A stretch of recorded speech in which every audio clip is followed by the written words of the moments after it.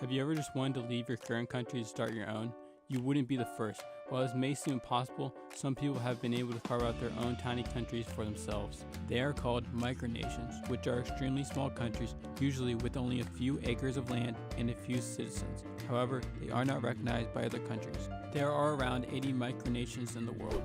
The most famous of these is Sealand. During World War II, the United Kingdom built sea forts to defend the mainland from Nazi invaders. After the war, these forts were abandoned. One of these forts was Fort Ruff, which was built in the North Sea.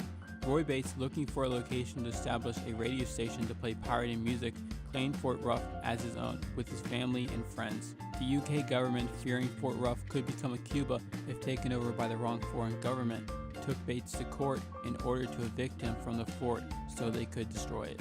However, the judge ruled Fort Ruff was built illegally 7 miles out into international waters, making it so the government had no jurisdiction to evict him.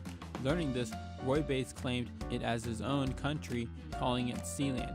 Sealand still exists and is currently ruled by Roy Bates' grandchildren. However, it remains unrecognized. Other famous micronations include Christiania, established in the Denmark capital Copenhagen. The Denmark army abandoned hundreds of barracks that were later taken over by the homeless. They later claimed independence from Denmark and have over 1,000 citizens. North Dumpling Island sits just off the coast of Connecticut. When the United States government denied Winthrop, the owner of the island, a permit to build a wind turbine, he decided to leave the Union and claim himself ruler over the island. The United States does not recognize the Kingdom of North Dumpling. However, his wind turbine still stands. Now you're probably wondering, how can I establish my own micronation? Well, there are only 3 requirements. Number 1, have defined borders. To accomplish this, you can either settle in an uninhabited place or take over territory. Number 2, have a permanent population. Just you count as a permanent population, but you will probably want to invite your friends and family to join you so you don't get lonely.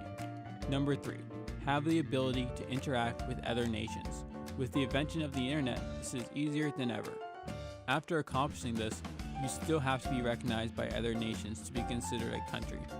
However, recognition is overrated because it doesn't mean some foreign government can tell you what to do anymore.